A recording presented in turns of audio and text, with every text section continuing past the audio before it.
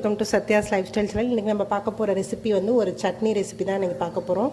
எப்போதும் நம்ம ஒரே மாதிரி சட்னி அரைக்காமல் கொஞ்சம் டிஃப்ரெண்ட்டாக தயிர் சட்னி தான் இன்றைக்கி நம்ம பார்க்க போகிறோம். டேஸ்ட் வந்து கிட்டத்தட்ட தக்காளி சட்னி மாதிரி இருக்கும். ஈக்குவல் டு தக்காளி சட்னி டேஸ்ட்டில் தான் இருக்கும். கொஞ்சம் வேணால் லைட்டாக புளிப்பு கொஞ்சம் இருக்கிற மாதிரி இருக்கும். மற்றபடி வேறு ஒன்றும் இதுக்கு பெரிய டிஃப்ரெண்ட். இந்த தயிர் சட்னி பண்ணுறதுக்கு நான் வந்து இந்த மாதிரி ஒரு சின்ன குழிக்கரண்டியில் ஒரு 2 கரண்டி அளவுக்கு தயிர் எடுத்துக்கிறேன். ஒரு தக்காளி வந்து இந்த மாதிரி பீசஸாக கட் பண்ணி வச்சுருக்கேன், அதை ஆட் பண்ணிக்கிறேன். பூண்டு ஒரு 3 பல் வந்து சேர்த்துக்கிறேன். இது வந்து நல்லா பெரிய பூண்டுங்கனால ஒரு 3 நம்பர் போல் நான் சேர்த்துருக்கேன். பெரிய வெங்காயம் ஒரு அரை வெங்காயம் போல் கட் பண்ணி வச்சுருக்கேன், அதையும் ஆட் பண்ணிக்கிறேன்.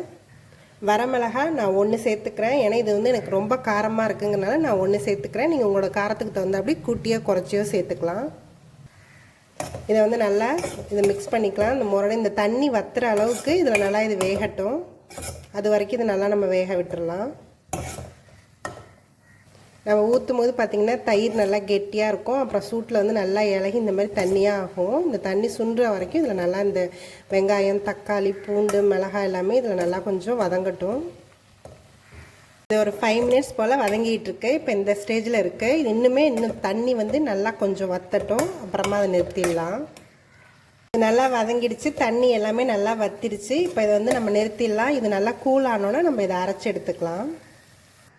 இந்த சட்னிக்கு தேவையான அளவு சால்ட்டு சேர்த்துக்கிறேன்.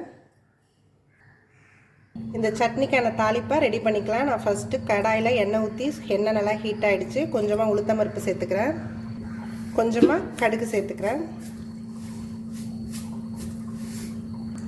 கடுகு நல்லா பொரிஞ்சிருச்சு. ஒரு கொத்து போல் கருவேப்பிலை சேர்த்துக்கிறேன், கொஞ்சமாக பெருங்காயத்தூள்.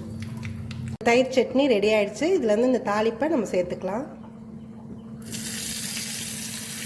இந்த தயிர் சட்னி ரெடி ஆகிடுச்சு. இது வந்து நல்லா டேஸ்ட்டும் நல்லாயிருக்கும். எப்போதும் நம்ம தக்காளி சட்னி, தேங்காய் சட்னி இந்த மாதிரி ட்ரை பண்ணுறதுக்கு இந்த மாதிரி ஒரு டிஃப்ரெண்ட்டான சட்னியை நம்ம ட்ரை பண்ணி பார்க்கலாம். வீடியோஸ் எல்லாத்தையும் பாருங்கள். மறக்காமல் எங்கள் சேனலை சப்ஸ்கிரைப் பண்ணுங்கள். தேங்க்யூ ஃபார் வாட்சிங்.